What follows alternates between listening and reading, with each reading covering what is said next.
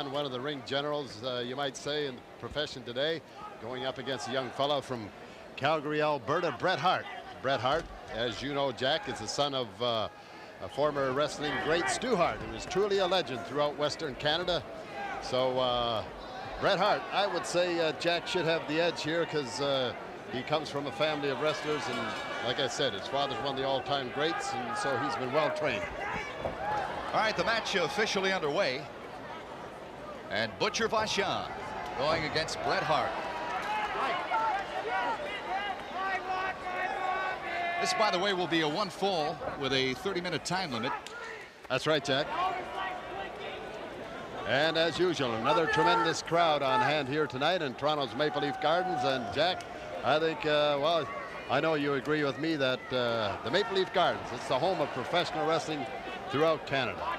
This has always been one of the great places for professional wrestling throughout the entire world, with all the superstars of professional wrestling at one time or another here at the famed Maple Leaf Gardens. Right now, Bret Hart in command of this bout against the Butcher. You know, the one thing that impresses me, Billy Red Lions, is the fact that not only is Butcher Vachon, not only does he come from a great wrestling family and has a lot of ring experience behind him, but he is also a fine vocalist. Yeah. If you had the opportunity, I had the opportunity several weeks ago of watching him perform, and he has got a pretty good voice. He certainly has, and you know, to look at him, judging by his appearance, like you said, Jack, I'm sure that a lot of the people out there aren't aware of the fact that he has such a good singing voice, but you wouldn't expect it from someone like Butcher Vachon. Right now, the Butcher with a headlock on his younger opponent. Oh, a nice move by Bret Hart. However, Paul Vachon resorted to a handful of hair to get himself out of trouble there. Fred Atkins was right on top of the situation and immediately broke it, Jack. Vachon with another headlock. Referee Freddie Atkins looking over the situation. Oh, a little hair pulling there by the Butcher. And a hard right hand to the head.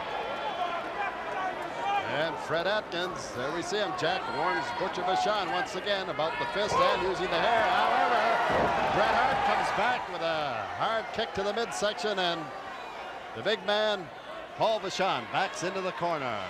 Good maneuvering in there right now by young Hart.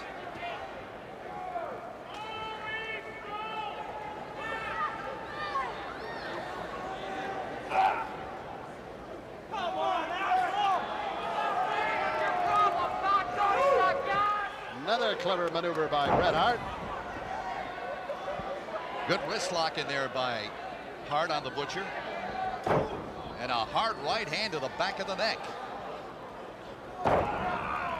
Oh, and he straightens it out there. A little hyperextension on the elbow. And that always smarts, Jack.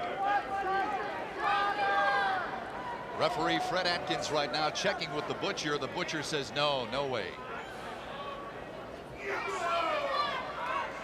Another tremendous crowd in attendance this evening here at the beautiful Maple Leaf Gardens. That's right, Jack, and every time we have professional wrestling in Toronto's Maple Leaf Gardens, always have a tremendous crowd on hand. And like you mentioned earlier, all the stars in the World Wrestling Federation are going to be seen here in the Gardens at one time or other. Everyone that means something in professional wrestling today, sooner or later, they come to Toronto's Maple Leaf Gardens. The greatest professional wrestlers in the world today, representing the World Wrestling Federation.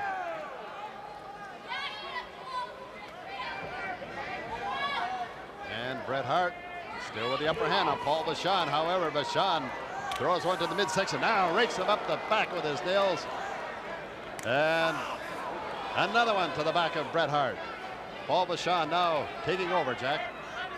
The Butcher is coming on. Oh, tremendous right hand in there by Butcher Vachon, and Hart goes down. Boy, you could hear that one up in row Z.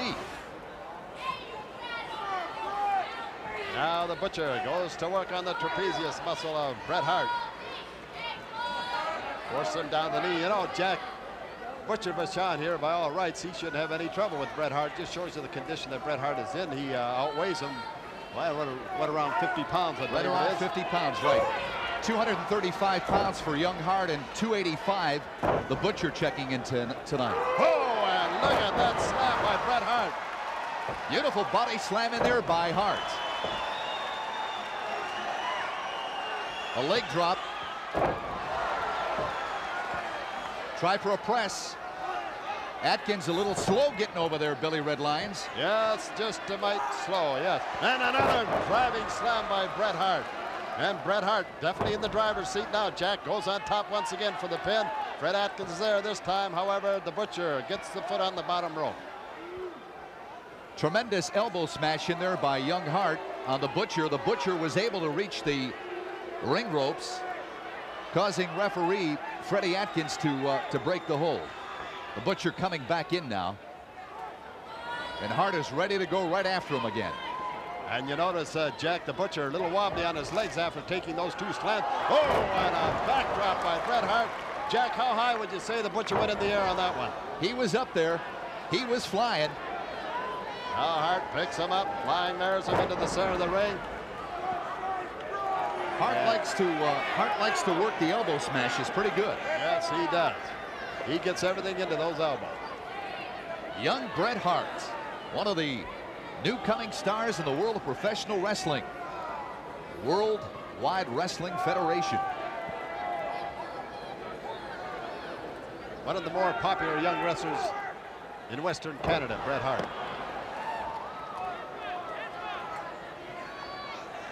Referee Freddie Atkins checking with the Butcher right now as Hart applies the pressure.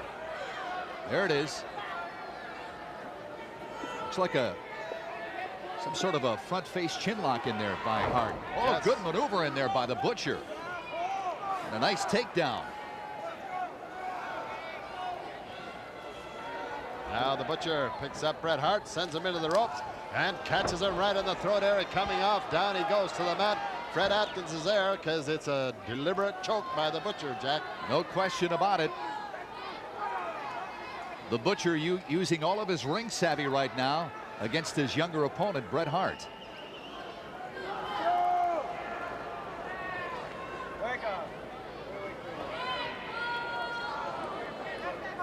And the Butcher comes down with a hard shot right to the face of Bret Hart.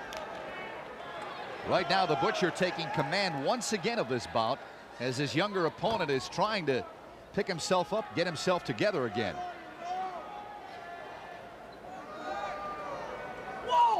Once again, goes to work on that trapezius muscle, Jack. Fred Atkins right there on top of the situation, making sure the Butcher doesn't slip a chokehold in while the referee's back is turned. And there you see the handful of hair on the blind side of the referee, Jack. The Butcher, he knows all the tricks, all the ins and outs, doesn't he? He is what you call a cagey veteran.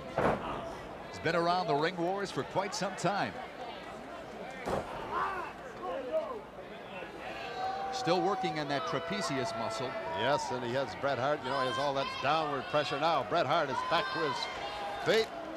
And the Butcher throws him in the ropes, catches him right in the throat area once again. And now throws him back into the ropes, and once again, we see the Butcher has Bret Hart right in the throat area. Oh, and Bret Hart turns the tables this time, and down goes the Butcher. You've got to fight fire with fire, and that's what Bret Hart is doing right now. That's the name of the game. When the going gets tough, the tough get going, right, Jack? And the crowd loves it. Oh, a beautiful forearm underneath. Now that staggered the Butcher back into the corner. And Hart comes in with a hard shot to the midsection, steps up on that second rope, and goes to work on that head of Butcher Vachon. Pounding away, using the ring ropes to his advantage, and a whip. Oh, that stung. 285 pounds. That moved the ring about 4 or 5 inches. This time the Butcher reverses it, comes in for a shoulder, and a beautiful move by Bret Hart. Rolls him up on his shoulders. The referee is right there, Jack, and this is all over. That's it. Boy, you talk about a crafty maneuver in there by the youngster Bret Hart. The winner of the match at 9 minutes 14 seconds, Bret Hart. Billy Red Lions, we've got to take one more look at that great maneuver in there by Bret Hart as he's victorious in his match against Butcher Vachon. There it is. 245 pounds, Nick DiCarlo. His opponent in the red corner, from parts unknown, weighing 262 pounds, Brutus Beefcake. Oh, the fans love him, I want to tell you. This is Jack Reynolds at ringside, along with Billy Red Lions.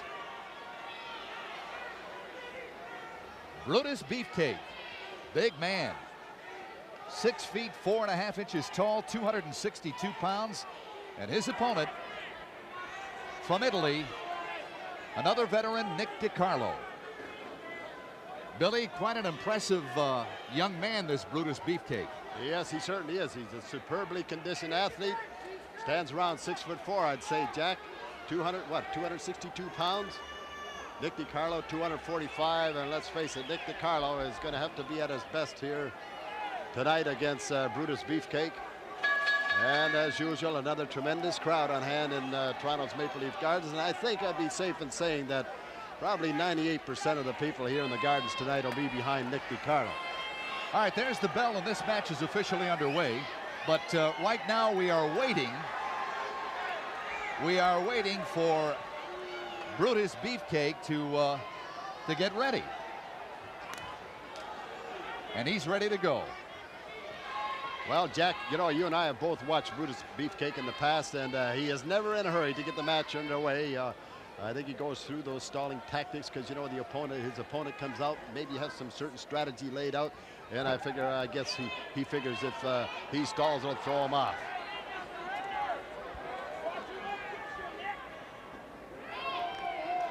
This is a 1-fall 30-minute time limit. DiCarlo right now with a headlock. Carlo, the smaller of the two, giving away a few pounds as well. Full Nelson.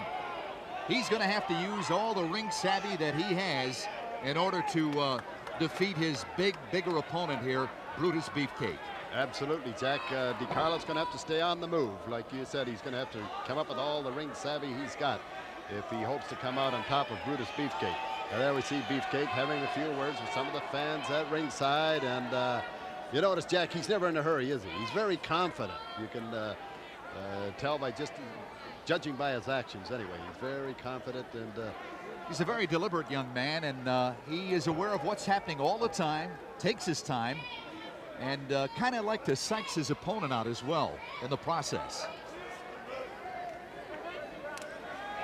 There we see DiCarlo, both men now, and a little test of strength here, both with the top wrist lock. And you notice the armbands on the arm gauntlets or whatever on Brutus Beefcake. Oh, he loves it. Crowd doesn't care for it, but Brutus Beefcake loves it. Yeah, he wears the high armbands. It's actually they're a larger version of the old wristbands. Yes, yes. Well, he claims that he has permission to wear them. It gives him extra support in the forearms. So due to an injury that he had in the past.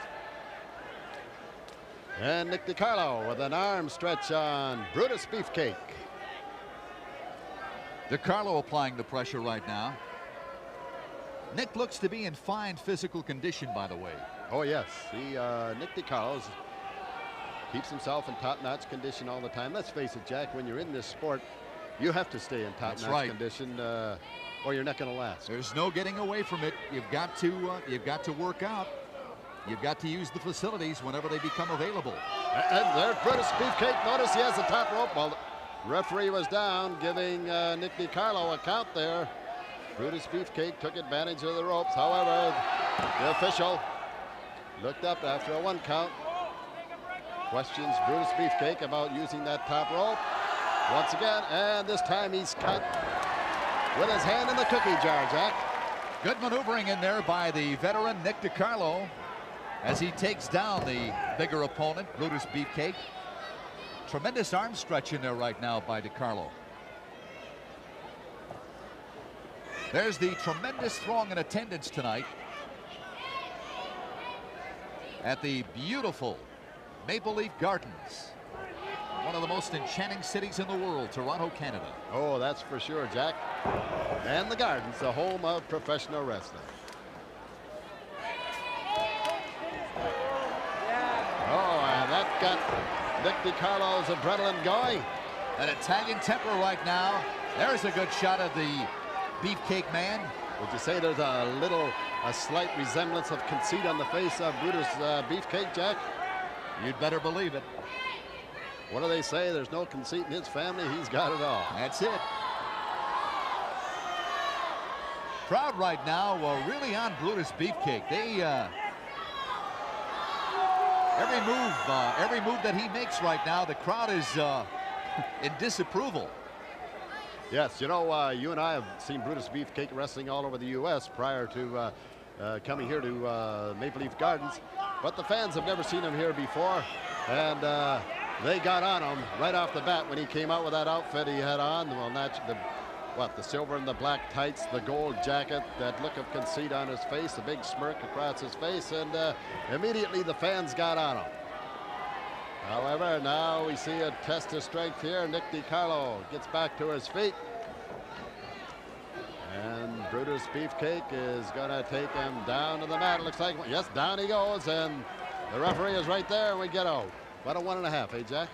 Brutus got the best of that test of strength right there, as both men were vying for position, and Brutus, the bigger of the two, able to put DiCarlo down on the mat. Right now, it'll be a test of strength for Nick DiCarlo to break this hold. And there you see Brutus Beefcake. Look at, he puts the knee right in on the throat area. The referee is right there, calls for the break. And now Beefcake goes right on top and immediately applies a choke right in front of the referee. Now that's not too smart, Jack. Referee is going to have his hands full from here on in with the likes of Brutus Beefcake, simply because Beefcake knows that he's not going to be able to defeat DiCarlo fair and square. He's going to have to use all his ring tactics and savvy that he possesses. Yes, I think that Brutus Beefcake, he underestimated Nick DiCarlo. I think he really thought this was going to be a pushover. There's hammerlock in there right now by DiCarlo, applying the pressure. And let's face it, Jack, Nick DiCarlo has had, he's had the upper hand in this match so far. Oh, Brutus catches him with a vicious elbow right to the side of the head. That staggered Nick DiCarlo back. Oh, and drives the head into the turnbuckle, and Nick DiCarlo in a bad way right now, Jack. Right now, Brutus Beefcake coming on strong in this match. There's a tremendous shot to the sternum area. DiCarlo is stunned, dazed by that tremendous shot. There's another. Oh, and you know, with those armbands he has on there, Jack, that's got to do a little more damage than just the bare arm. I'm surprised he hasn't applied any elbow smashes as yet, Billy. No. Body slam up. Backbreaker. And stands right on the midsection of Nick DiCarlo, holds on the top ropes while doing so, and Roger Francoeur, the official for this one, warns him about it. That's a no-no, by the way. Surprised the referee hasn't taken a stiffer command in this bout against some of the tactics by Beefcake Brutus. Well, you know, so he always breaks before the count that would disqualify him. You're allowed a 3 count to break. If you don't break by 4, that's it. And Beefcake has always managed to break by 3. DiCarlo right now is stunned. He's being badly beaten right now in this match. Yes, Beefcake definitely the driver's seat. Oh, comes down with a hard fist right to the forehead of Nick DiCarlo. And look at the look of satisfaction on Beefcake's face, Jack. Well, the fans don't like it. They don't like it one bit. There he goes into his famous strut right now. Brutus Beefcake. However, DiCarlo comes back with a shot to the midsection.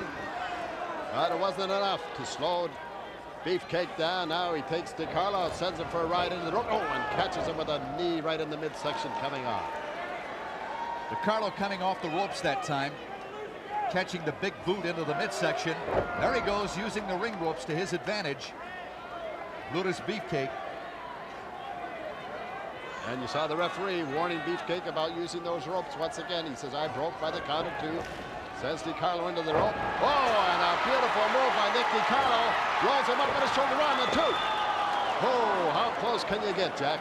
Only a test of strength right there from Brutus Beefcake, able to break that pin or that try for a press by DiCarlo with a 2 count. You notice to see the little karate chop right to the Adam's apple area of Nick DiCarlo on the blind side of the referee. That's a no-no. However, Beefcake got away with it. By the way, I might add that this would be a tremendous upset if Nick DiCarlo were able to defeat Brutus Beefcake. Oh, what an ever. And right now, Nick DiCarlo fighting back. And another shot to the head by Nick DiCarlo. Takes Brutus Beefcake, whips him into the corner. Moves in again. Takes Beefcake now, sends him for a ride into the ropes. And Nick DiCarlo now with the abdominal stretch. Jack could be all over right here. Right now, referee Fournier checking with Brutus. Brutus says no. DiCarlo applying the pressure, the abdominal stretch. That's his finishing hold. Look at that. Nice hip toss in there. Yes, and you'll have to admit, I don't think he would have been able to pull that off if he hadn't used the hair. However, Nick DiCarlo still coming back. Now both men exchanging punches and an elbow to the top of the head of Nick DiCarlo. But he staggers Beefcake once again with an elbow, Jack. The action hot and heavy right now, the center of the ring. Beautiful takeover right there by Nick DiCarlo. And Brutus Beefcake is stunned. He's shaking his head. He certainly is, because Nick DiCarlo is giving him a whole lot more than he bargained for. However, DiCarlo turns it, I should say, Beefcake turns it around right there. DiCarlo went to the well one time too often, Jack. What an exciting match. I'll tell you, you talk about action. Here it is. Picks him up, coming off. Hoists him over his head. What strength this Beefcake has. And around he goes with an airplane spin on Nick DiCarlo. Oh! Slams him to the mat. That was a tremendous slam in there. The Beefcake going for a press right now. 1, 2, 3. That's it. Just like that, Jack. Once he applied that airplane spin, and now we're going to get the official result from Norm Kimber. 11 minutes, 16 seconds. Brutus Beefcake. Davey Boy Smith. His opponent in the red corner from Hollywood, California, weighing 235 pounds, Goldie Rogers. The referee, Wayne Cashman. Right back with more exciting action here from the beautiful Toronto Maple Leaf Gardens. You are seeing the greatest professional wrestlers in the world. This is Jack Reynolds at ringside along with Billy Red Lyons. Billy? Well, we've got a dandy on tap now. Oh, that's for sure, Jack. Goldie Rogers. I have to admit, he's got a lot of color, and you can, you know, if they didn't tell you where he was from and they said, guess where he hails from. Well, I think you'd have to come up with Tinseltown, wouldn't you, Jack? Well, we've got a Goldie Rogers from Hollywood, California, and we've got a young man from London, England, Davey Boy Smith. Can't get them much further apart than that, can you? And like I say, and Rogers certainly has a lot of color. Purple jacket, blonde hair, yellow and red shoes, shades of black in the beard. He almost looks like a paint chart, doesn't he, Jack? Right now, referee Cashman warning Goldie Rogers to get this match underway. By the way, this young man from England looks to be in tremendous physical condition. Superb condition. 240 pounds. Not an ounce of surplus weight on him. Well, we're still waiting for the bell to get this match officially underway. Referee Cashman right now warning. And there we see Goldie Rogers puts the jacket back on, walks over towards the referee, Wayne Cashman, who is laying the law down to Goldie Rogers, no doubt. Jack telling him, look, you get that jacket off, or I'm just going to walk over and raise Davey Boy Smith's hand. The crowd doesn't like it one bit, and I'll tell you something. Speaking as far as not only a commentator, but as a spectator as well, this is uncalled for. Well, there are a lot of fellas that do that, Jack. They try to throw you off. You know, Goldie Rogers is stalling for time. But, you know, Davy Boy Smith, this is his first appearance here in Toronto's Maple Leaf Gardens. And he comes with a fine reputation. So Goldie Rogers is certainly going to have his work cut out for him. And, well, let's face it, Jack, maybe he's in no hurry to get that bell rung, because I'm sure. I think we're seeing a little bit of a psych job right now, Billy Redlines. Absolutely. He's trying to psych Davy Boy Smith out. But I don't think it's going to work. All right, the match officially underway right now, and referee Cashman talking to both men right now, Davy Boy Smith and Golden Rogers. And we have a clean break. Goldie Rogers has a few words with the official and a few words for the fans in ringside. And Jack, no doubt as to who's the favorite in this match. I think the young man from England has caught on with the tremendous throng in attendance here at the beautiful Maple Leaf Gardens. Yes, I think they're going to get right behind this young Davy Boy Smith. Smith now with an arm stretch on Goldie Rogers. And Rogers immediately makes an exit.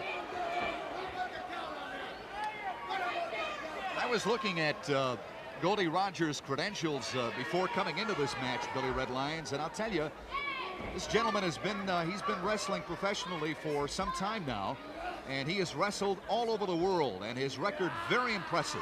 Oh yes, he's had a lot of experience in that squared circle, and he's going to have to dig down in that bag, I think, and use it all tonight here against Davy Smith if he hopes to come out on top. Headlock in there by Davy Boy Smith, the young man from Leeds, England. You know, professional wrestling has always been very, very popular in England, especially in London, but yes, more so than ever now. Yes. Well, let's face it, it's on an upswing all over the world. Where else can you get the variety and the action that you do in professional wrestling, Jack? There's no other sport that offers the variety, the action that professional wrestling does, and that's why professional wrestling outdraws all other professional sports. Sending a lot of its talent over to London, England, to give the great wrestling fans there a chance to see the greatest stars in professional wrestling. Yes.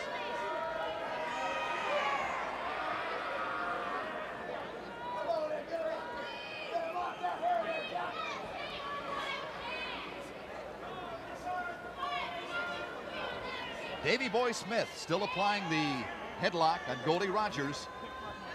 Young man is he is well put together. Is he ever? Oh, and Davy Boy Smith comes out with a beautiful shoulder block, side headlock takedown again by Smith. And Smith absolutely in the driver's seat, Jack. He's applying the pressure right now. Goldie Rogers on the receiving end. Good shot there by our cameraman, right on top of this situation. Goldie Rogers trying to get back to his feet, trying to figure a way out a counter for this, or at least there you see one hand is stretched out towards the ropes. And a little hair pull in there. Goldie Rogers pulling the hair of Davy Boy Smith. Referee Cashman warning Goldie Smith about those uncalled for tactics. Looks like Goldie Smith going to the back of the knee right now. Trying to grab a hold of a leg. Throw Smith off balance. Backs him in the ropes. Throws him off. Down goes Goldie Rogers. Once again, and gone. I should say Davy Smith is right there. Another takedown. This young man works very well in that ring. He knows where he's at all the time, uses the ring to his advantage, and also works well off the ropes. Yes. Great coordination. He's got good speed for a big man. Absolutely. 240. You know, he's very deceiving. 240 pounds. All muscle. That's right. That makes the difference, you know. Let's face it, Jack, you and I have seen so many people weigh in at 240 pounds. They look like they weigh, what, 300 pounds. They're out of condition. Standing wrist lock now by goalie Rogers, and takes a handful of hair on the blind side of the referee. Wayne Cashman asking goalie Rogers about it. Naturally, he denies it.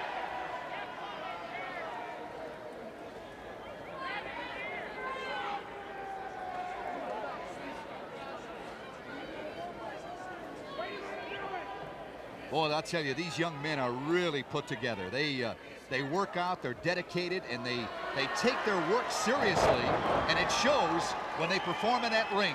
When they're in that ring, boy, it's all business. Absolutely. Well, oh, look at this. Heads on up and what a tremendous suplex.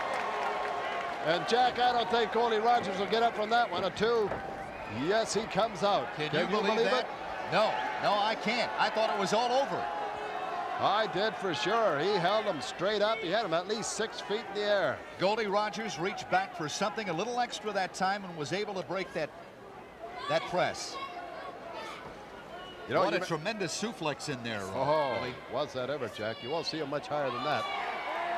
You know, you mentioned about all the young upcoming stars in the World Wrestling Federation, the condition they're in today. Well, they have to be in condition because competition is so much keener today.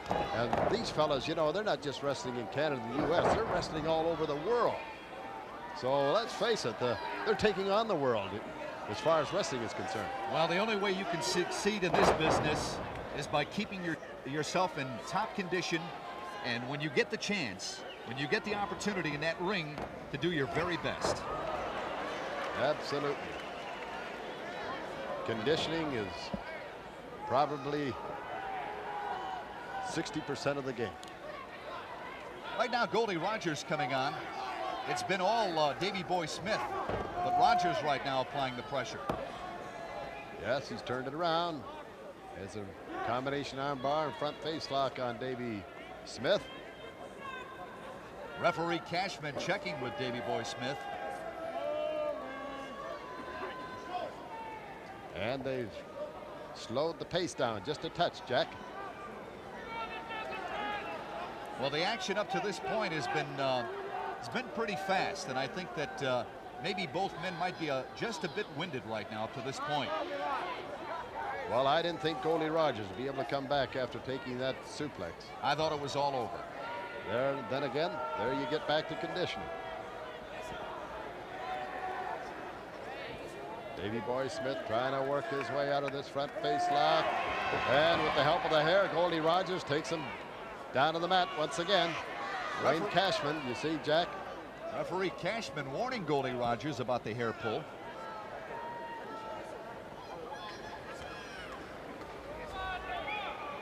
And goalie Rogers hanging out of that front face lock.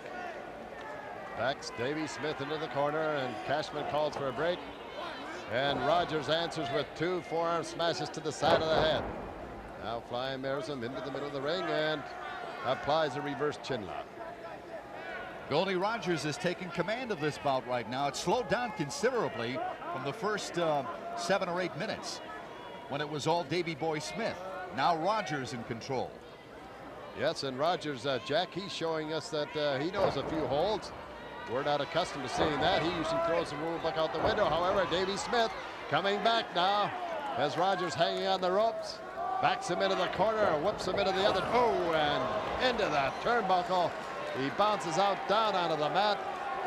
And once again, Davey Boy Smith has turned it around, Jack. Setting him up for a suplex. Not quite as high, but he has the leg hook, and it could be all over right here. Nope. Another 2 count. Rogers able to break the press once again.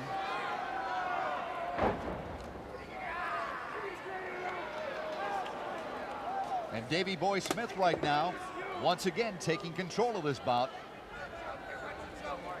You notice when Davey Boy Smith comes on, the tempo of the match picks up. Yes. He moves much quicker than goalie Rogers.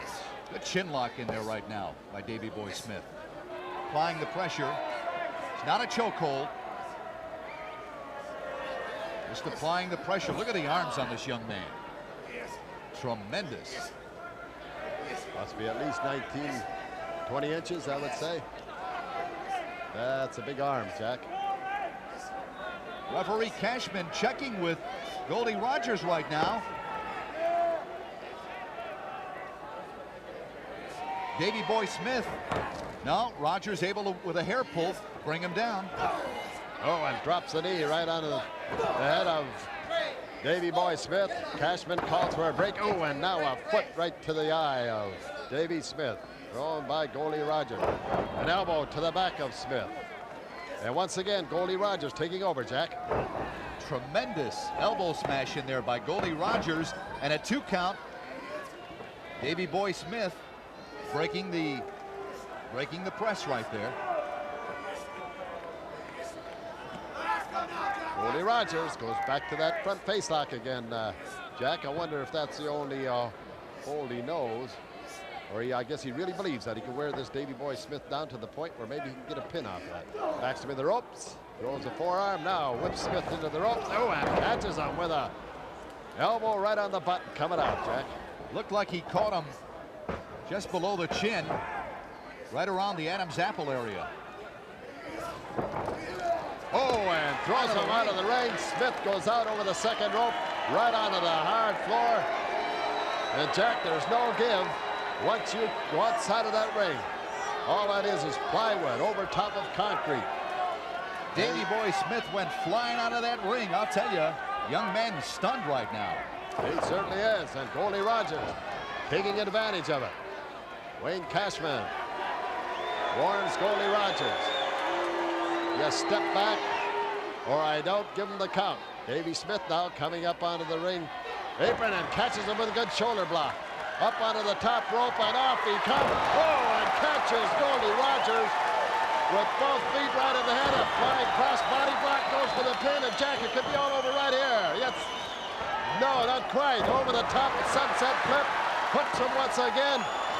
And another 2 count. Will we ever have a winner of this bout? Oh, that action. How's that for a minute? That's it. Jack? No, another 2 count. Another 2 count. Both men trying to finish each other right now. Look at this. Has him up on his shoulder. Oh, and a driving slam into the mat.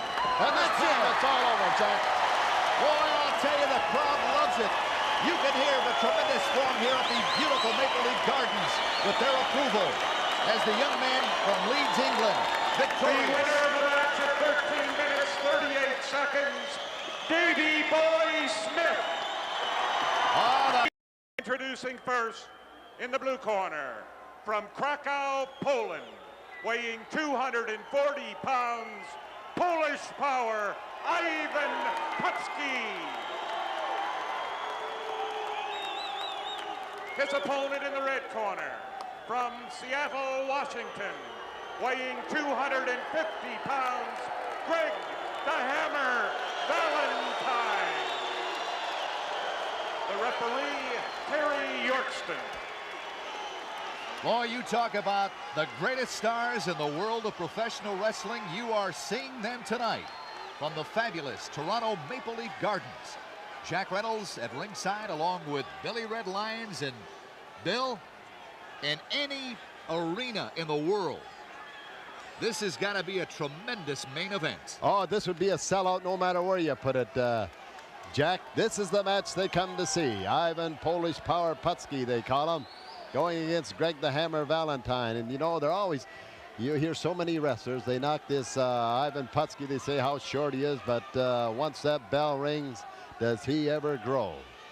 Boy, and I'll tell you, you talk about a man with a body. You talk about somebody that works out and works in that gym and works not only to build himself up, but also to take care of his opponents. That's Ivan Putski. Your referee for this bout, by the way, is the veteran Terry Yorkston. Greg the Hammer Valentine. And Polish Power, Ivan Putski. One fall with a 30-minute time limit. I believe it's 45, isn't it, Jack? 45-minute time limit. 45-minute time limit. And Greg Valentine. Right now, both men. Valentine complaining to Terry Yorkston about some of the maneuvering going in there by Polish power Ivan Putski. And Putski throws a few jabs to the head of Greg Valentine. Terry Yorkston warns him about it. And Greg Valentine complains to Terry Yorkston, but I don't think it's going to get him anywhere. Greg Valentine, Jack, the master of the figure four. Right now, both men psyching each other out. And the crowd, the tremendous throng in attendance here at the Maple Leaf Gardens, waiting for the action to really get underway.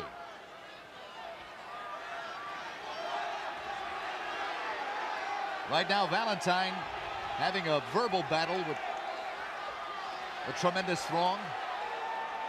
Well, let's face it, Jack, 98 9/10 of the people here in the Gardens tonight are behind Ivan Putski. Oh, they love him. Oh, yes, he's a big favorite here in Maple Leaf Gardens. He's a big favorite in the World Wrestling Federation. Favorite wherever he goes. He's such a likable type of fella. Truly a fine gentleman, both in the ring and out of the ring. I understand he's also not only a pretty good singer, but I understand he is a fantastic dancer. Yes, he certainly is. He can do those polkas all night long. That's it. That's where it's happening. Quite a guy.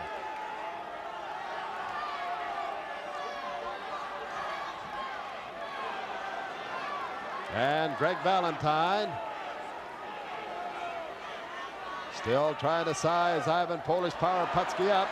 Little leery of those fists that Ivan has cocked. Terry Yorkston warns Ivan Putski once again about throwing fists. Valentine and Putski right now psyching each other out. Both men trying to maneuver. Valentine wants no part of Putski. He's still complaining to referee Terry Yorkston.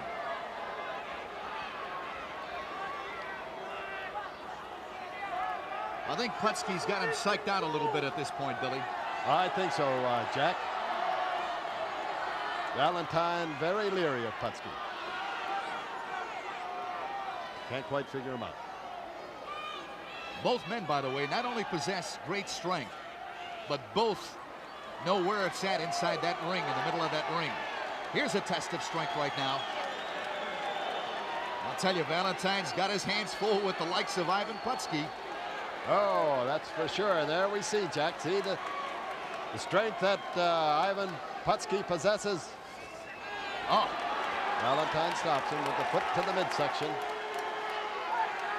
Valentine getting the better of that test of strength, and he did it all with a boot to the midsection. Or was it a knee? It happened so fast I couldn't see it. It was a boot right to the midsection, Jack. However, I think if it comes down to strictly strength, let's face it, Ivan Polish Power Putski is more powerful of these two. The crowd right now 110% behind Polish Power Ivan Putski. Another test of strength. And another knee to the midsection. And down goes Putski. Well, that's the only way he's going to be able to stop. Oh, you talk about power. There it is. Ivan Putski right now picking up 250-pound Greg Valentine, and a tremendous right hand to the midsection. An elbow smash to the back of the neck, and a headlock. Yes, and Ivan Putski taking over on Greg the Hammer Valentine. Oh, does he need any help from the audience? He doesn't need any encouragement from them. They love it. Oh, do they ever. He's their favorite. You can hear the fans in attendance in the background hollering, "Go, go, Polish Power." Ah, there he does a little 1-2 to the top of the head of Greg Valentine. Valentine reeling right now from those tremendous shots to the right side of the head by Ivan Putski. See that Jack, there's an example of the power in that headlock that Putski has. You know, when he slaps a headlock on you, well, it's like being in a vice. A man with tremendous physical abilities, Ivan Putski. Polish power. There's another tremendous right-hand smash to the right side of the head on Greg Valentine, and Valentine is really hurting right now, Billy Red Lions. He certainly is, and over on that side of the ring where Ivan Putski is, there's a whole section of the ringside stood up and he threw those shots to the head. And there we see him once again, Jack. Putski on top of this bout, really applying all the punishment right now to Greg Valentine. Greg the Hammer Valentine, and the fans love it. Thumbs down as far as Valentine is concerned. You know, they call him Greg the Hammer Valentine, Jack, because of the tremendous elbow he throws. He gets everything into it. He gets you draped over that top rope and comes down with that big forearm smash, and believe me, it takes the wind out of your sails. Right now, referee Terry Yorkston asking a clean break, nothing doing. Both men pounding away. There goes Putski. Oh, a tremendous right-hand smash. Another right-hand smash. A blow to the body. Now we see Valentine picks up Putski. And drops it in a reverse atomic drop there, Jack. Well, you talk about a guy with some great moves. You've got to give credit where credit is due to the likes of Greg Valentine. Yes, he knows them all. Well, he had a good teacher, a good coach. His father, one of the all-time greats. The one and only, the legendary one. That's right. Oh, and another reverse atomic drop by Greg Valentine, and Jack, Valentine is in the driver's seat now. Valentine is taking control of this bout. The crowd right now really on Greg Valentine. He's no favorite here at the Maple Leaf Gardens. Oh, tremendous elbow smash to the midsection, maybe a little lower by Greg Valentine. That seemed to be kind of low. Well, you saw the referee. He questioned him about it, and Valentine says, no, it was right in the midsection. There we see him. He drops a couple of hard boots right to the midsection. Another one by Greg Valentine. Valentine continues to pour it on, Jack. You saw the knee, wrestling fans. Little spread eagle in there. Look at that. There's the knee. That gets the old hamstring, Jack. That's what he's trying to do right now. He is trying to immobilize Putski on working on the legs. Well, you know, like I said before, Valentine is the master of the figure four. So, you know, he's going to work on those legs of Putski. And if he gets him worn down a little further, I think you're going to see him go for that figure four. You know who the master was at working at the legs of his opponent? Johnny Valentine. That's right. His mentor. Putski right now trying to fight back, grabbing at the hair, pounding to the forehead. Some tremendous shots in there by Polish power. Valentine still stalking his opponent right now. Oh, another tremendous boot to the hamstring. Well, continues to work on the legs of Ivan Putski. And there he holds onto the top rope. And Jack, when Valentine's in there, anything can happen, and usually does. Sooner or later, he always throws that rule book right out the window. Referee Terry Yorkston warning Valentine as Putski trying to fight back right now. Trying to work off the effects of some leg cramps. Valentine working on the leg again. On that left leg. There's a key lock now on the leg of Ivan Putski. Look at the tremendous enthusiasm. One of the many fans of Ivan Putski cheering him on. Look at that shot of Valentine there, Jack. Our cameraman right on top of all the action here tonight. Coming to you from the beautiful Toronto Maple Leaf Gardens. And Putski manages to break the hold. At this point, Billy, I think that Putski is really having some problems with that left leg. He definitely is. I think that Valentine has worked successfully and numbing that left leg of Putski. There he goes to work down the right leg. Here he goes, Jack. See, he's trying to move in for that figure 4.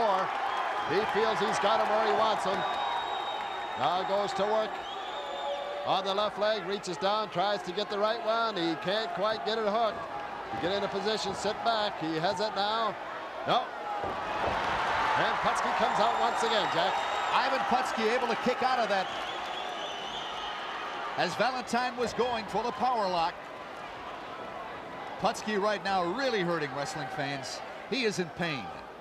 Valentine with a headlock and a tremendous right hand to the side of the jaw.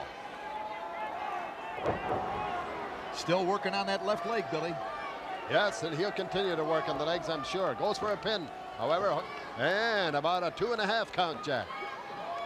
Terry Yorkston with a 2 count. Valentine still working on the left leg of Ivan Putski.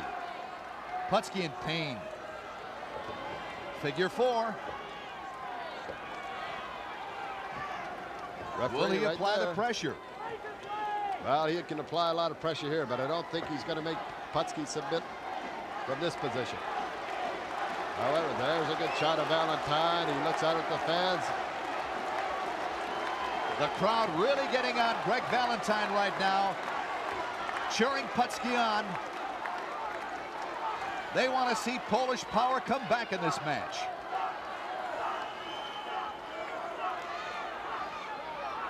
Valentine still applying the pressure.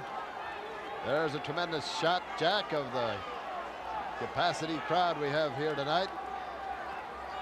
And they're enjoying this match. This is a good match. Oh, this is the one they come to see. And there we see Valentine taking advantage of the top rope, applying a little pressure. Almost like a reverse Indian deathlock, the way he had that leg hooked in there. And Putski continues to try to fight his way back out of the problem that he's in right now. And he's in a whole lot of trouble, Jack. Putski is having problems right now with his legs. There's a boot. Oh, he caught it right on the side of the head. That caught Valentine right on the button, Jack. Putski fighting back right now, headed to the mat. Valentine, both men battling on their knees. Both men fighting away. Look at this. It's become a free-for-all. Look at that. Turned into a Pier 5 brawl, Jack. They're not holding anything back right now. A whip. Oh, elbow smash. Putski down. Try for a press. 1, 2. Putski able to break it. Valentine still pounding away, punching away on Putski. Terry Yorkson warning Valentine about using the fist once again. And now Valentine takes Putski, sends him for a ride into the ropes once again. Look at this. Oh! Yorkston got in the way. Valentine down.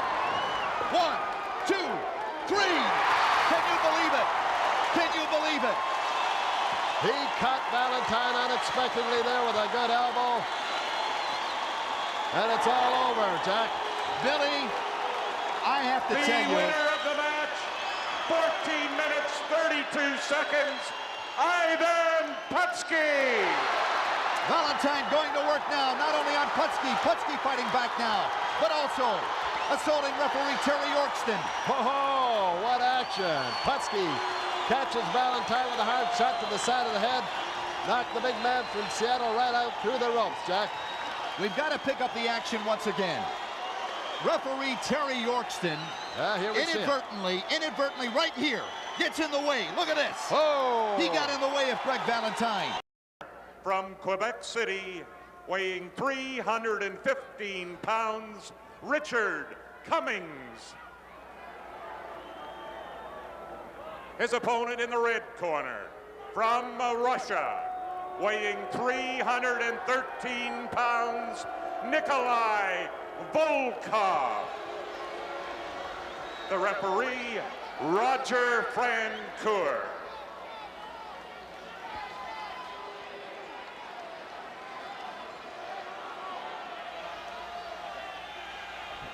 Ladies and gentlemen, Nikolai Volkov would like you all to stand while he sings the Russian anthem.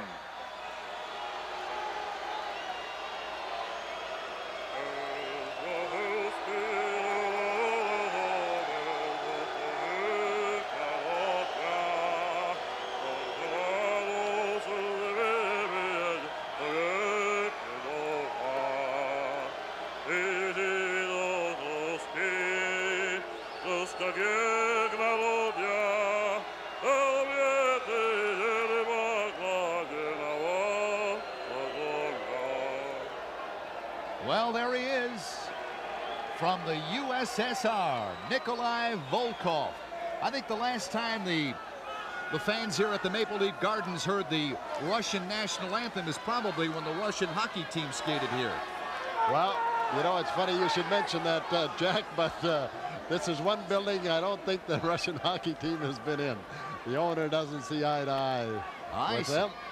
But I don't think that the Russian national anthem is going to make it into the top 40 over here, do you? Not at all. There's the bell. The match officially underway. A couple of real big bombers in there. Nikolai Volkov, and the young man, Mr. Cummings, 315 pounds. Roger Frank Curry, your referee for this bout. Well, these men are evenly matched when it comes to weight, Jack. 2 pounds difference between the two, but let's face it, we may not agree with his style, Nikolai Volkov, but he is definitely the best condition of these two. Richard Cummings right now, the newcomer, against Volkov. Nikolai takes pride in punishing his opponent. He loves it.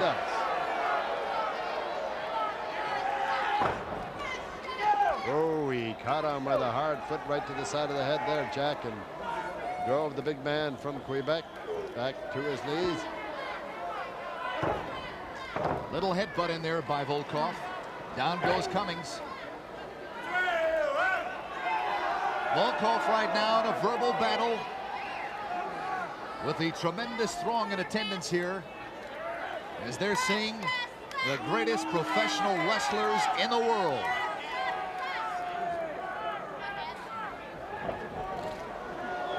Look at that. Oh. Try for a press. 1, 2. It's all over. Didn't take very long, Billy Redlines. No, it didn't, Jack. The winner of the match in 1 minute 29 seconds, Nikolai Volkov. Well, Jack, 1 minute and 29 seconds. Comes into the ring. Ladies and gentlemen, this bout, one fall with a 60-minute time limit. Introducing first, in the blue corner, from Uganda, weighing 400 pounds, Giant Kamala. Kamala is accompanied at this time in the ring by his man, Friday. Now introducing his opponent, from the French Alps, weighing 474 pounds, Andre the Giant. The referee, Wayne Cashman. The rules of this match state that Friday cannot be at the ring area. Friday is barred from the ring area.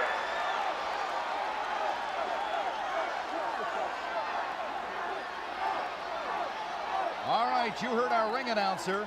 Friday is barred from the ring area. He must leave the ring area. Kamala going, no, no, no, no, Friday, stay. Cashman telling Friday to hit the road. You're out. Those are the rules of the match.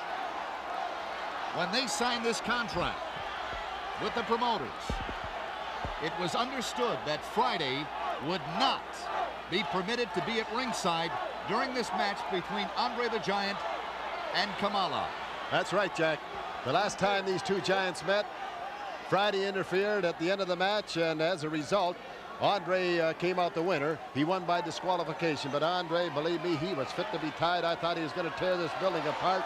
He said, I don't want to win the match that way. I want another shot at that Ugandan giant. I know I can beat him fair and square right in the middle of the ring, but I want this man Friday barred from ringside. Andre right now, oh, you talk about somebody that might be a bit overconfident. It's Andre right now. Rubbing his hands, licking his chops, There's the bell. The match officially underway. Oh!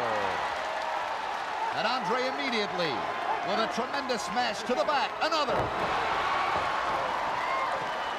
480 pounds. He's not wasting any time, Jack. He's starting right off where he left off.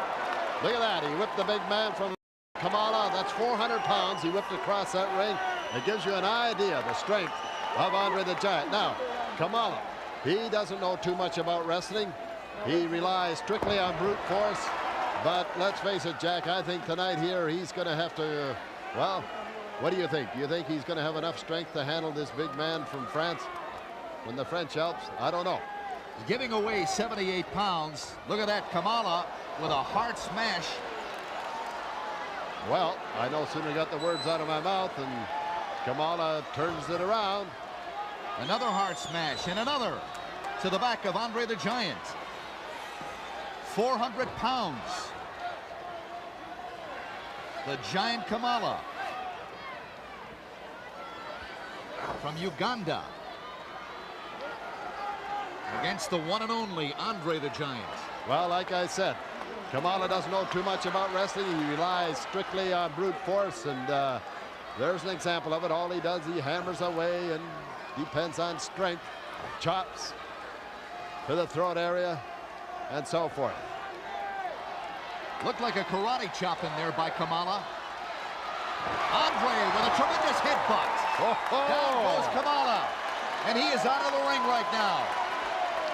Oh, that was a tremendous smash in there.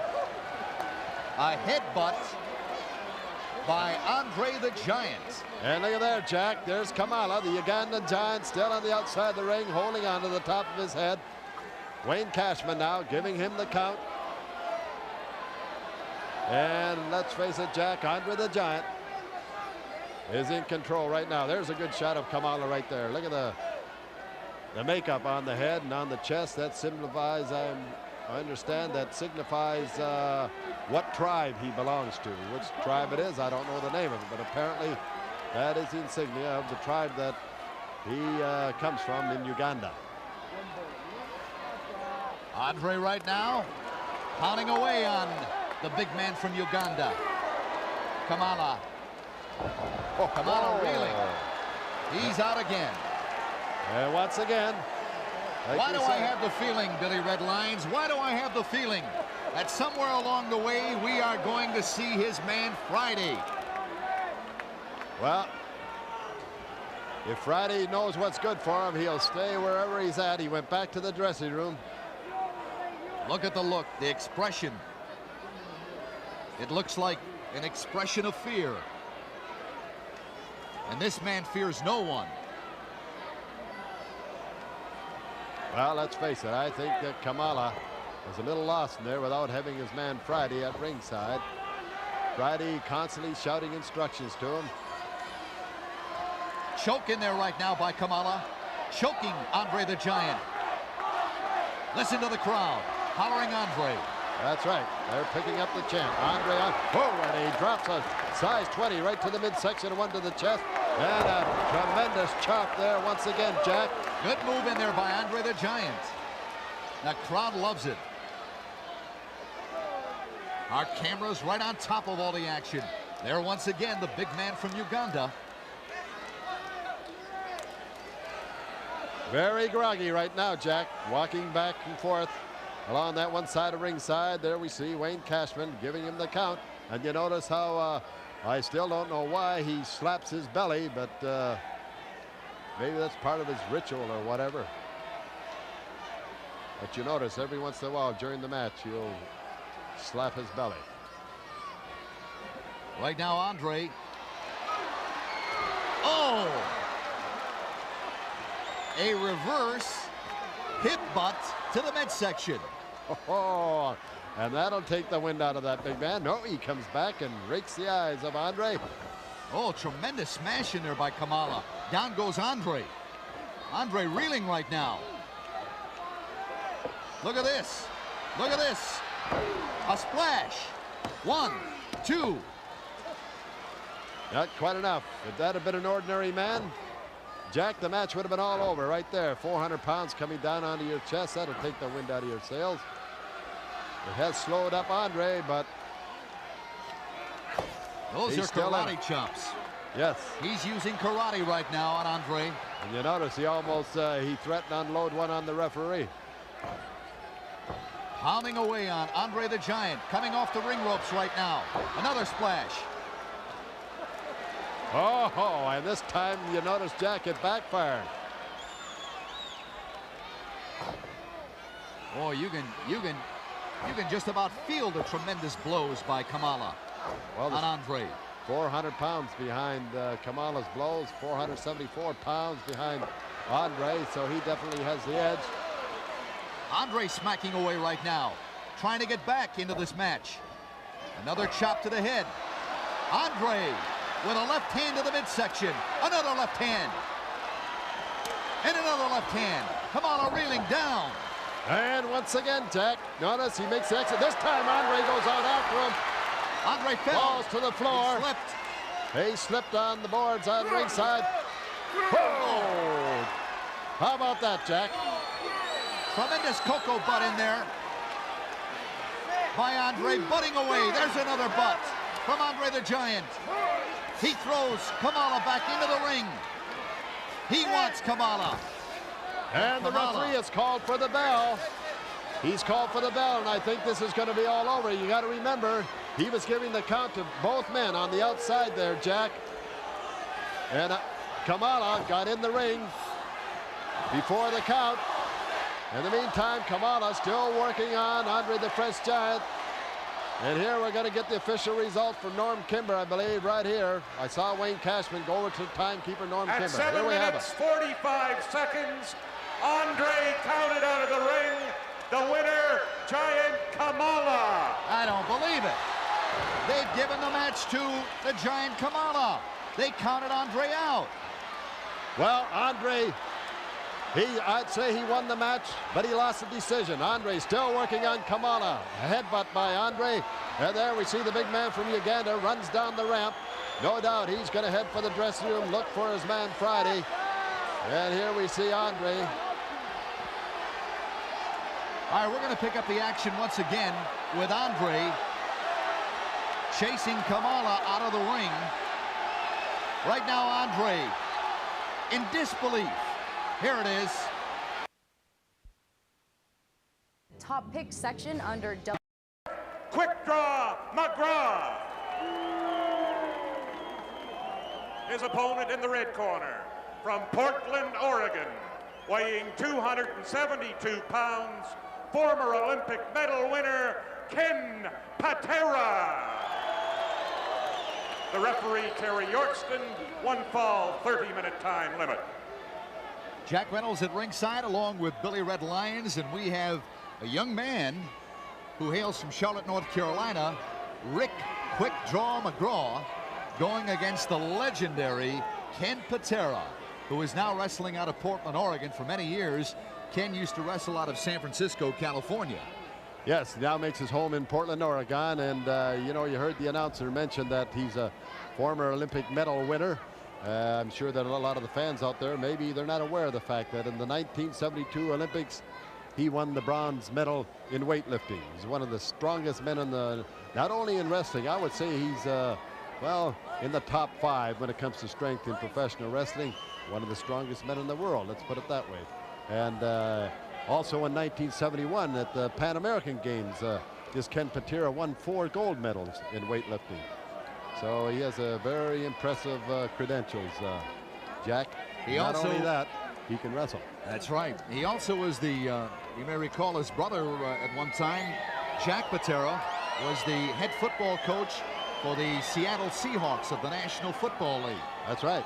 Also coached in the Canadian Football League at one time. Terry Yorkston will be a referee for this bout. Yorkston right now talking to Patera. Patera still in his corner, taking off his well, a very colorful outfit, right? You say, taking off his pants, and the fans start to get on him with the cat calls and the whistles, and naturally then Ken Patera hesitates, takes his time just to aggravate him a little more. There's the bell. The match officially underway. Quick Draw McGraw, young man from Charlotte, North Carolina, against the former Olympic medalist, Ken Patera. Yeah, oh, and there you see an example of the strength of Ken Patera. Jack throws a quick draw back into the corner and then gives the little pose and shouts a few words at some of the fans who are getting on him in ringside. McGraw right now a little hesitant. Look at that. Good move in there by the youngster. Oh, good of a move. Caught him right on the button there, Jack. That drop kick caught Patera right on the chin. Good flying drop kick in there by the youngster from Charlotte, North Carolina. They call him Quick Draw. And he certainly is quick. He's going to have to be awfully quick tonight against the likes of Ken Patera, though. He certainly is. Quick Draw McGraw there. He only stands about 5'9", and it's amazing how high he can get up for those drop kicks.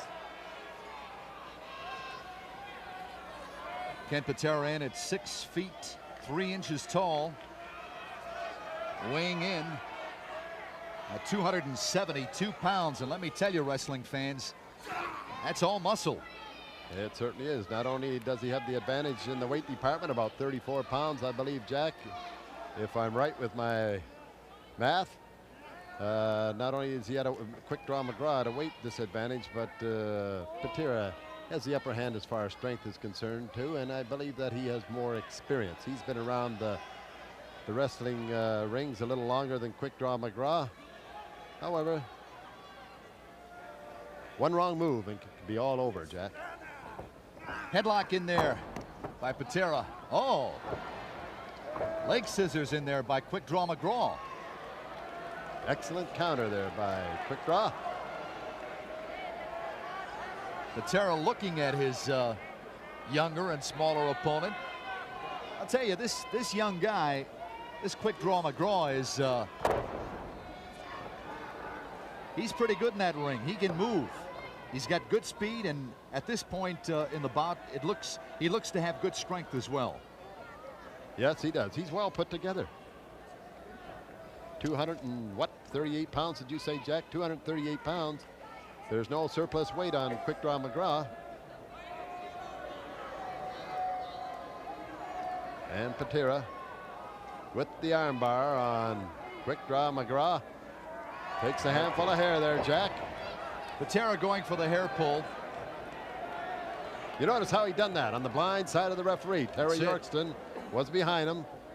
Ken Patera knows all the moves. He knows right where he's at. There's a good close-up of him, and shouting a few insults at some of the fans that are getting on him once again at ringside here tonight in the Maple Leaf Gardens. Arm stretch in there right now by Patera. Patera telling Terry Yorkston, referee Yorkston, you can hear him. He said, come on. Give up before I snap it like a twig. Great shots in there by our cameraman here at the beautiful Maple Leaf Gardens.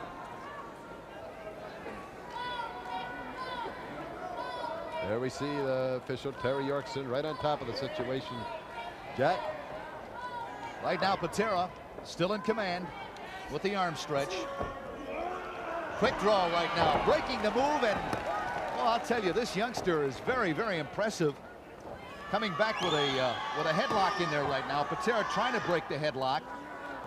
You notice how he rolled him up on his shoulders there, Jack, with the help of the trunks. You see how he has a handful of trunks there? Referee caught him that time, pulls McGraw back over, who has the advantage here, has the side headlock on Ken Patera. McGraw still with the headlock, applying the pressure on Ken Patera. Patera right now. Oh, good move in there, Billy. Yes, little atomic drop there, managed to break the hold, and now Ken Patera goes to work on Quick Draw McGraw, throws him in, catches him in the bear hug, Jack, and it could be all over right here. Tremendous bear hug in there right now by Ken Patera. Look at the young man. Look at the expression on his face as he's trying to hang on. Patera. You can see the pain on the face of Quick Draw McGraw, and Patera applies the pressure. There's a Beautiful shot of it right there, Jack. Oh, the young man is fighting, trying to fight back, trying to hold on valiantly. I don't think he's going to be able. Look at that. Oh, good move in there by the youngster. Quick draw McGraw. An excellent counter. And quick draw now coming back, Jack, with a forearm smash. However, Patera still with the upper hand. There's a whip into the ring ropes. Patera right now, elbow smash. And quick draw McGraw out of the ring. Patera going after him right now. And you see where quick draw, where he landed, Jack. There's a steel tube right across the floor there to support the fence that is around ringside. He landed right on that steel bar. Referee Terry Yorkston counting right now as Patera manages to get back into the ring. There you see Patera giving a pose to everyone here in the gardens. Very proud of himself, what he has done to quick draw McGraw. And you notice how he kissed each bicep. Would you say he's in love with himself? Well, I'll tell you, Patera's quite a showman, not only in the ring but out of the ring as well, because I have seen Ken Patera, and he is what you would call a genuine showboat. Once that bell rings, though, he's all business. When the bread and butter is on the line, there we see Ken Patera wave his. Look at, he holds his hand up. He's on #1. He loves it. And Jack, you know, Patera, he's very confident. He feels he's got quick draw McGraw, I should say, on the run. Now, however, McGraw turns it around, takes the leg of Ken Patera, Jack. And he's asking the fans, shall I wrap it around the ring post? And he does. Oh, the fans love it. They want more. Go ahead, quick draw. They're hollering, go ahead. Give him more. Give him another one for a good measure. Just when it looked like Ken Patera was going to put an end to quick draw McGraw, he comes back, and now quick draw Jack is going to work on the leg of Ken Patera. He damaged that left leg by socking it, whacking it against the ring post, and now you can see he's just pounding away, using the boots to his advantage. Spread eagle right now. Oh, and he whips him back into the center of the ring. Quick draw McGraw, the youngster from Charlotte, North Carolina, going to work on Ken Patera. Here comes Patera. Whip. Oh, there's look at that one, Jack. Look at that one. Rolls him up. And what did he get? About a 2.5 count there, Jack. And now a small package. He hooks the leg, and this could. Oh, and once again, Jack, if that McGraw could put two of those together, he would have been the winner. Patera right now with a tremendous elbow smash, catching the youngster. Caught him with a clothesline, I believe, coming off the ring there. Oh, he's going in for the kill right now. Patera knows he's got the youngster hurt. Quick draw in behind.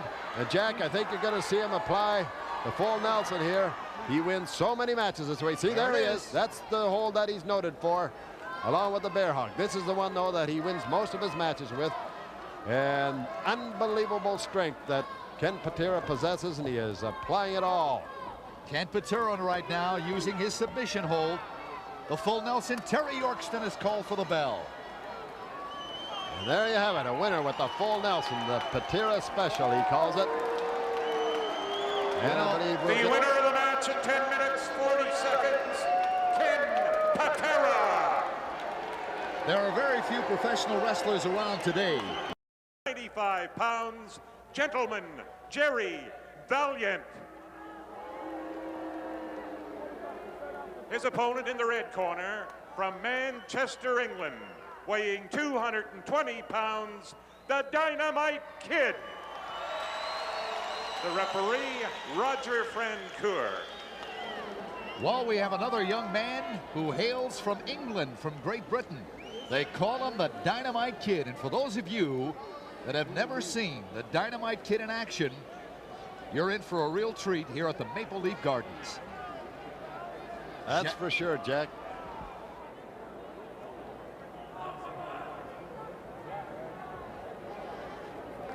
Dynamite Kid, he only weighs in at 220 pounds, but boy, when that bell rings, he grows into about a 6-footer at about 250 pounds. And, you know, look at the weight difference here in this match. Jerry Valiant, 295, 220 for Dynamite Kid, 75-pound weight difference, you'd say, well, the Dynamite Kid should have stayed home. But once you've seen him, you'll see what I mean, how he grows once that bell rings. This is a big task for the Dynamite Kid, who has been moving up very steadily as a contender.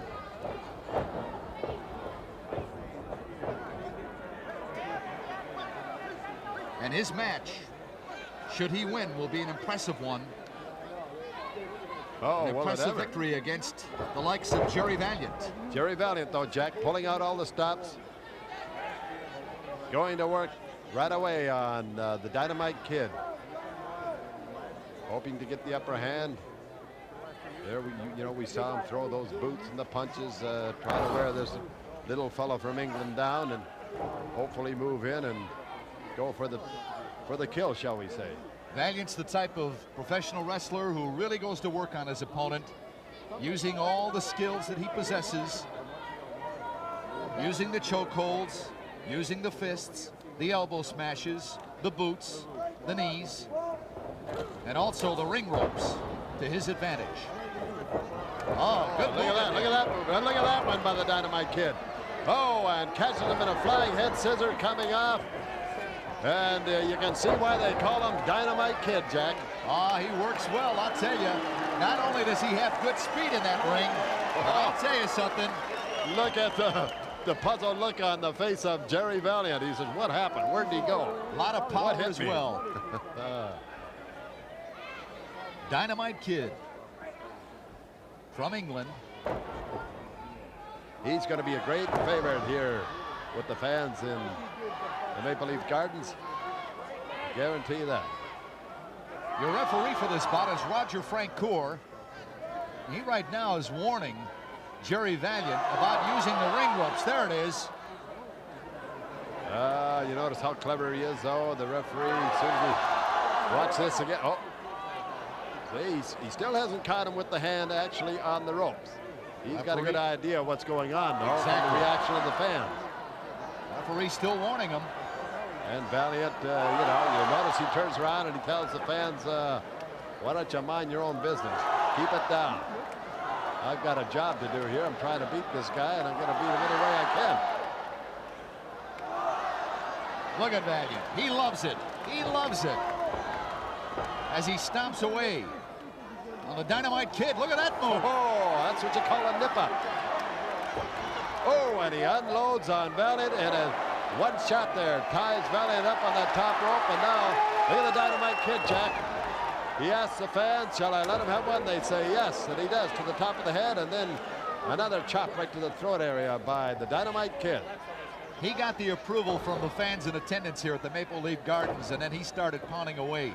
Right now he's got a headlock on Jerry Valiant. Valiant getting the better of that exchange. Both men down.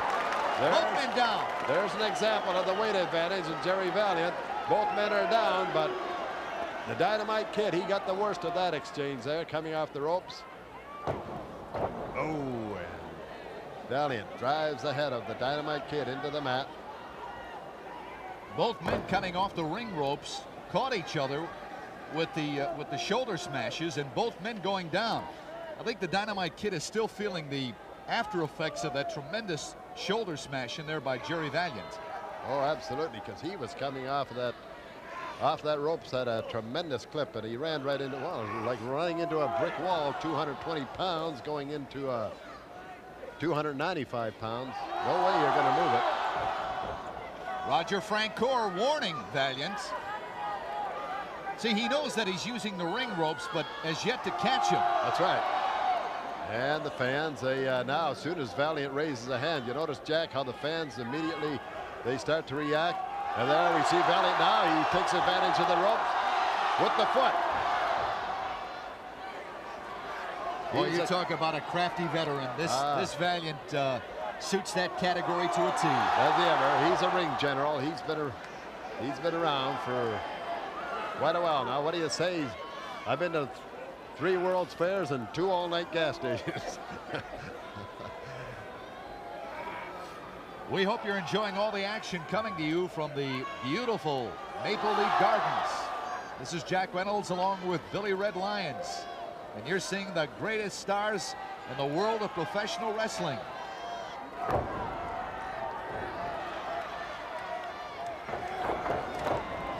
Oh, yeah, the Dynamite Kid starting to turn it around once again. Jackie moves in, picks the big man up from New York and scoops, slams him outside the ring. He goes, Jack, and watch this move. Up to that top rope, and off he comes with a flying headbutt. Are you ready for that one, Jack? He looked like a flying swan in there. Look at that. Oh, the fans love it. They get the approval. The winner of the match at 5 minutes 41 seconds, the Dynamite Kid. Ah, the fan reaction has been just tremendous as the Dynamite Kid victorious. Let's pick up the action once again. Say he's ready, Jack. look at the look on his face. He's shouting insults, no doubt, and a lot of the fans at ringside. A lot of them are standing up and ringside behind him, returning the favor to him. There's the bell. The match officially underway. He started as soon as he entered the ring with referee Wayne Cashman. For some reason, he started hollering at Cashman. There goes Iron Mike Sharp out of the ring. Yes, and you notice when Norm Kimber announced the match, he said it was a 30-minute time limit. Mike Sharp said, "Are you kidding? This little creep, I'm going to get rid of him in no time. He won't last that long." He said, "Look at the size of him." Well, who's making the exit out of the ring, onto the ramp? Mike Sharp, Big Mouth himself.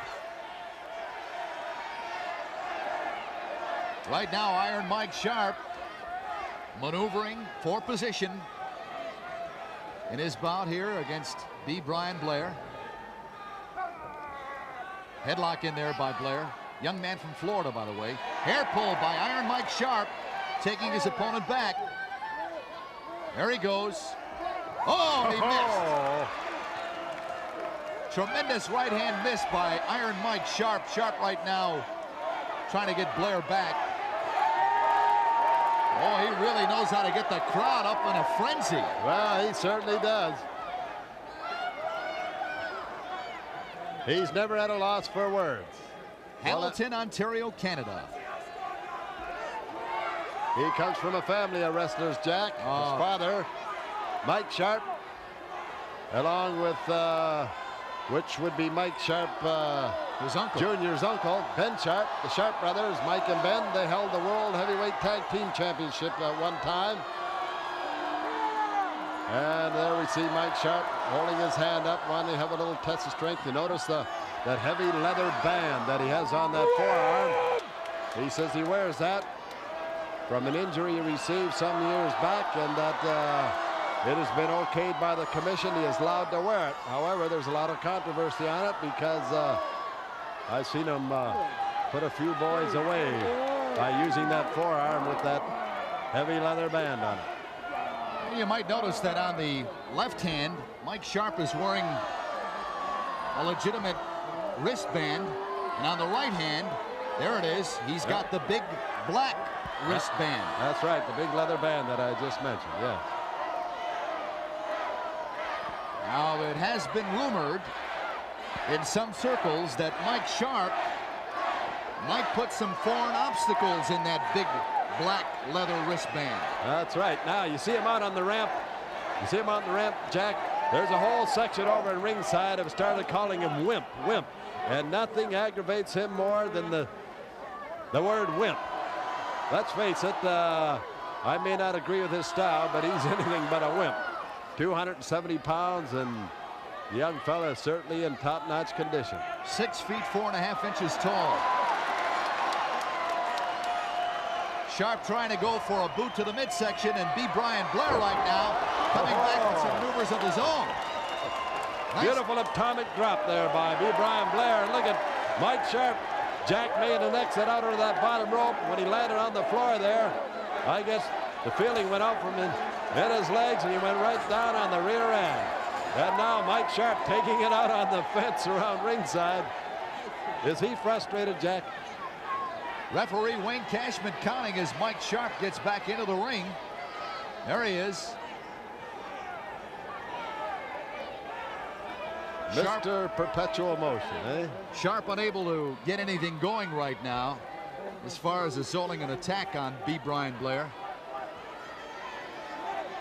Well, Mike Sharp has been outside the ring and up and down the ramp, shouting at people in and out of the ring. Brian Blair stayed in the middle there, conserving his energy. Brian Blair,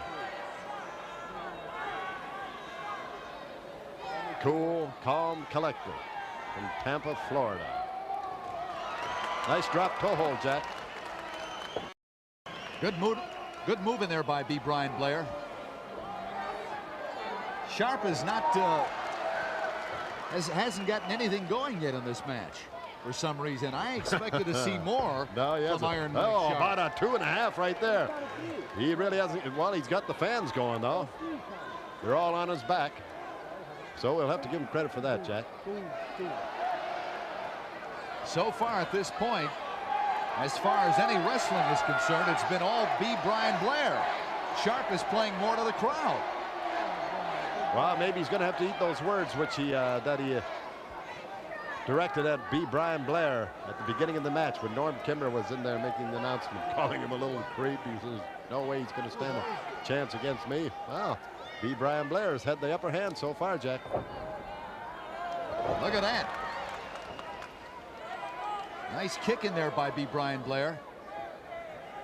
Breaking the leg lock by Iron Mike Sharp.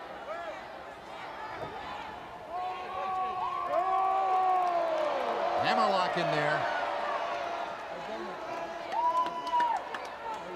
Nice hammerlock in there by B. Brian Blair, working on Big Mike Sharp, Iron Mike Sharp. Sharp trying to figure out a counter. And I guess he figured, well, if I can't fight my way out of this, oh, there he does. He reversed it. He showed us a wrestling hold there. Nice reversal by Mike Sharp. And now a better one by B. Brian Blair. Went underneath, fireman's carry. Took him right down to the mat. And there you see Mike Sharp shouting to the referee. The foot's on the bottom of the rope. Break the hold. It's a good move in there by the youngster from Florida. Oh, excellent move. There goes Iron Mike Sharp again, arguing with referee Wayne Cashman. He argues with everybody in sight. It seems like this Mike Sharp, you know, you get the impression that he's mad at the world, isn't he? B. Brian Blair telling, come on, let's wrestle. Get into the center of the ring and meet me. Well, sometimes I wonder about this Mike Sharp, whether he's got both oars in the water. Referee telling them to break. Right hand to the midsection, to the back of the neck. Sharp going to work on B. Brian Blair right now. Look at this. Oh, Brian Blair turns the tables, runs in, hops up on the leg, and gives him a monkey flip. That's what we call that, Jack, a monkey flip. Follows that with a fly head scissor. And Big Mike Sharp, he doesn't know where he's at right now. Backs into the corner, throws the hands up, Jack, and says, oh, wait a minute, let's cool this thing down. Referee, I think he was pulling my hair or whatever. You know, Mike Sharp, he's never had a loss for words. No telling what he's telling the referee. Well, at this point, it's been all B. Brian Blair. Mike Sharp unable to get anything really going. There he goes. See, Mike, I should say, Jack, you see how he took advantage of that leather armband? Rubbed it across the eyes of B. Brian Blair. And now Mike Sharp has turned it around. Mike Sharp right now pounding away on B. Brian Blair. Oh, tremendous smash with that that black wristband. Yes, with the black leather wristband, and that gives him a lot of extra support in that forearm. Backbreaker. Good backbreaker. 2 count. B. Brian Blair breaking the press.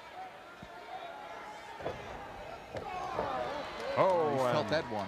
Yes, he certainly did. Oh, and another hard shot to the head by Mike Sharp. Oh, and Brian Blair, he caught him with a beautiful forearm smash coming off the ropes there, Jack. He got everything into that one. You notice how he caught Mike Sharp right on the side of the head, right where, that's where you do all the damage with those forearms. You catch him upside the head. B. Brian Blair right now pounding away, coming off the ring ropes. Elbow smash to the top of the head. Blair means business right now. The crowd behind him. Look at Iron Mike Sharp. Iron Mike Sharp right now begging. Nice body slam in there. Oh, and he drops the knee right to the forehead of Mike Sharp. B. Brian Blair looks out at the fans, says, should I give him another one? Picks Sharp up and drops an elbow to the forehead, Jack, and goes for the pin. Try for a press, a 2 count, and Sharp comes out fighting. There's a whip. Oh, and the Iron Man went for a scoop slam. Brian Blair over the top, went to roll him up and ran right into that top rope. Mike Sharp now goes for the pin, a 1, a 2. Oh, and I thought it was going to be over. Oh, right there, Jack. He clotheslined him with the ring ropes. There's a splash. Oh, and a knee to the midsection, a little lower than the midsection. Brian Blair come up with both knees as Mike Sharp was coming off for that flying cross body press. And Blair caught him right in the midsection, Jack, and now goes to work with a couple of rights. Mike Sharp misses with a haymaker, the atomic drop. And now watch this one, Jack. Brian Blair coming off the ring ropes, up on that top rope, and off he comes with a cross body block. However, Mike Sharp rolls right over, and it's all over right there. What a surprise.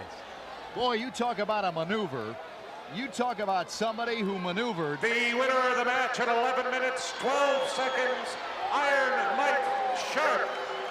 We have got to take another look at that tremendous maneuver in there by Iron Mike Sharp as he turns the tables on B.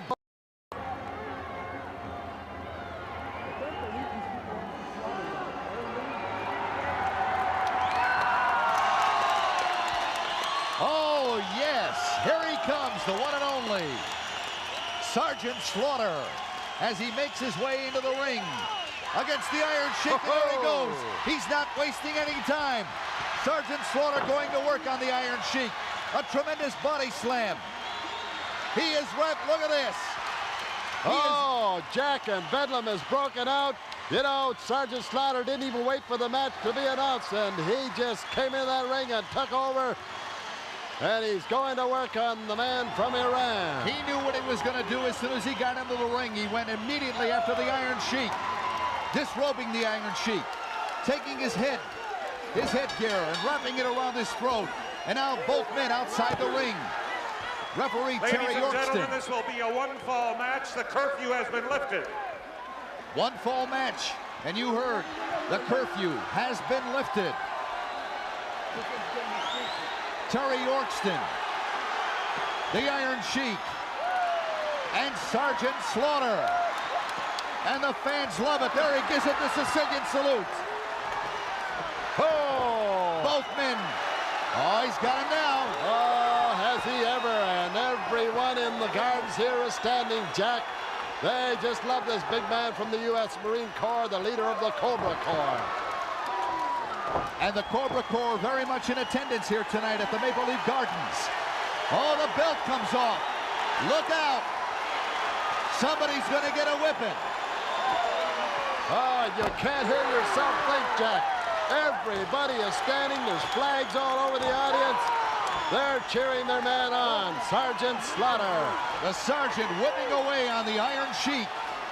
He's got that belt wrapped around his throat right now. And I'm sure I know one person who will be beside himself, and that is Freddie Blassie. Oh, watching this knee match to the side of the head. Try for a press. 2. Oh, how close, how close. The Iron Sheik breaking the press right there. But the sergeant in command. Oh, tremendous elbow smash in there by Sergeant Slaughter. Well, Jack, very little wrestling so far. Just, well, what we had expected. A knock him down, drag him out affair. And that's what the people want, and that's what they're getting. The sergeant wasted no time tonight. He knew what he was going to do. As soon as he entered the ring, he immediately went for the Iron Sheik and started pounding away. And he's still pounding away. Boy, you talk about a man who's really taking a pasting right now. It's the Iron Sheik, and the fans love it.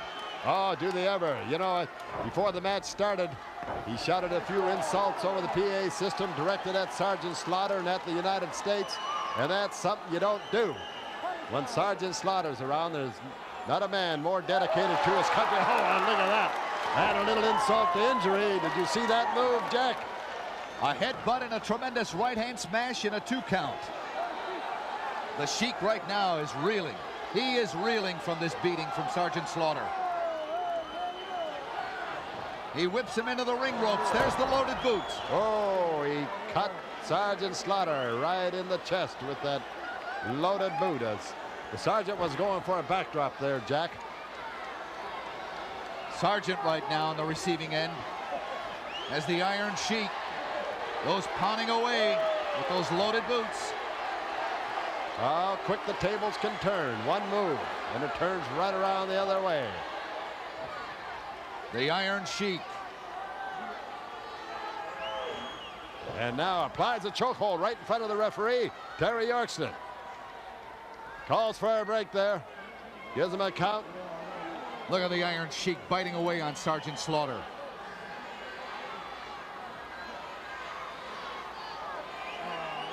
The Sergeant right now really feeling the effects. Oh, is he ever? The Sergeant is in a bad way right now.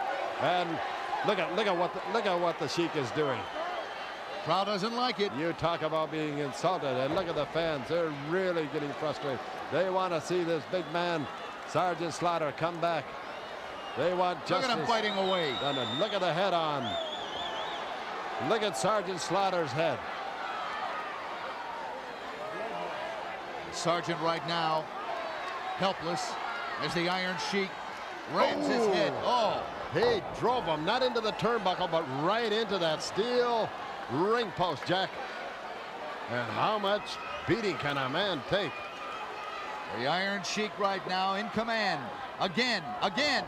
That time into the turnbuckle. Wow, did you see? He put his foot in there. That loaded boot. He drove his head right into his boot. Did you notice how the Sheik put his foot up onto the top turnbuckle, then took Slaughter's head and drove it into the boot? Now he has him over that second rope, comes out, and drops all his weight right on the back of Sergeant Slaughter. And Jack, you notice Sergeant Slaughter's neck was right across that second rope, and inside that rope, it's a steel cable with a rubber hose over it, so those ropes don't give. Well, the Sergeant reached back for something just a little bit extra that time as he was able to break the press on a count of 2. There's a hard right hand to the midsection. And the Iron Sheik raking the eyes of Sergeant Slaughter. Now raking the back. Oh, and Slaughter took a vicious bump out onto that ramp. Fell right back on his head now. The Sheik goes outside, Jack picks him up. Oh, and a driving slam right onto that ramp on the outside. No give whatsoever to that. Referee Terry Yorkston counting right now as Sergeant Slaughter lays helplessly on the entrance ramp coming into the ring. Our camera's picking up all the action here. There's a good shot of Sergeant Slaughter. Very groggy at this moment, trying to make his way back into the ring. And Jack, there you see the Sheik pulls him up, drapes him over that top rope, and unloads with a vicious forearm smash to the chest. Look at him fighting away. That's uncalled for. Oh. That is totally uncalled for. The Iron Sheik biting away on Sergeant Slaughter. Terry Yorkston laying down the law to the Iron Sheik. Probably tells him, if you do that one more time, man, you're going to the dressing room. Sergeant crawling back into the ring right now. And the Sheik once again with the loaded boot. How much punishment can this man take? Is there anything left? He's out on his feet, Jack. Oh, a tremendous backdrop by the Sheik. Sergeant Slaughter had to go 7-8 feet in the air there, Jack. Great maneuver in there by the Iron Sheik. Domino, nope. It looks like a suplex. Iranian suplex. He is a master of the suplex, this Sheik. Look at that, the Sergeant breaking the press. He comes out. I thought it was all over, Red Lions. I thought that's all she wrote. Well, personally, I thought it was too, but you know, this Sergeant Slaughter, nobody has more determination than him. The Sheik would have, well, he'd almost have to kill him before he would give up. What a tremendous Moves in, beating. going for another suplex. There it Tries is. to pick him up, Nothing can't doing. quite make it. And tries again, and he can't make it. The Look at Sergeant this. The behind, Sergeant up he reverses it. goes. And down comes the Sheik. Both men lying in the center of the ring right now. Can you Referee Terry believe it, Yorkston Jack? counting. Everybody in the gardens is standing. They can't believe what is happening. There we see Terry Yorkston giving the count to both men. Now look at Sergeant Slaughter. He's getting that adrenaline going. He's pumping, man. And the Sheik moves in behind and lowers a forearm to the back of Sergeant Slaughter. What a battle this is, Jack. Right now, the Iron Sheik with those tremendous forearm shots. There's a tremendous forearm smash by Sergeant Slaughter. A left hand. Oh, and he winds up. Oh, and right on the button. A tremendous uppercut smash by Sergeant Slaughter. That would have knocked an ordinary man out, Jack. Throws the Sheik. Oh, and catches him with a clothesline coming out. Oh, the crowd loves it.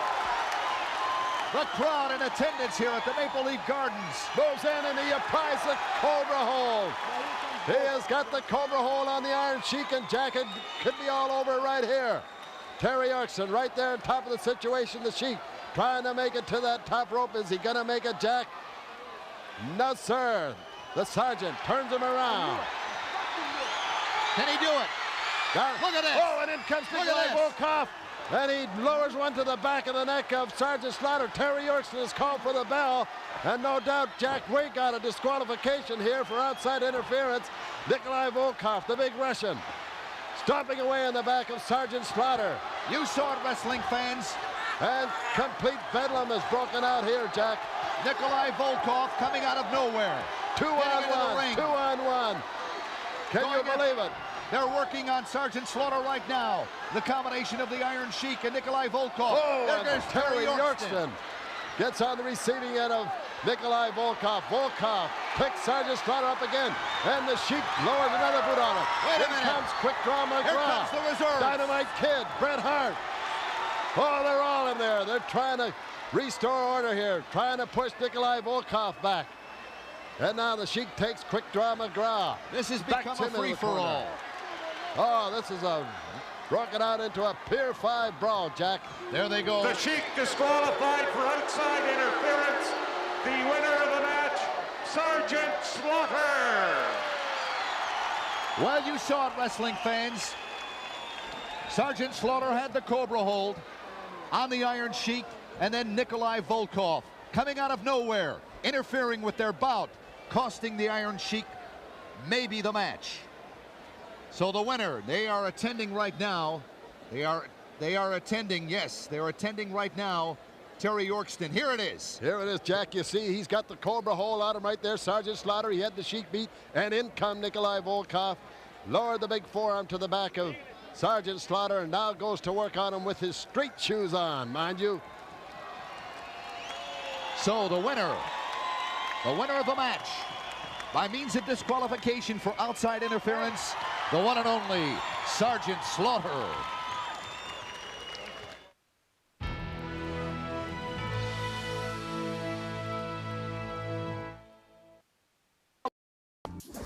Remember, you will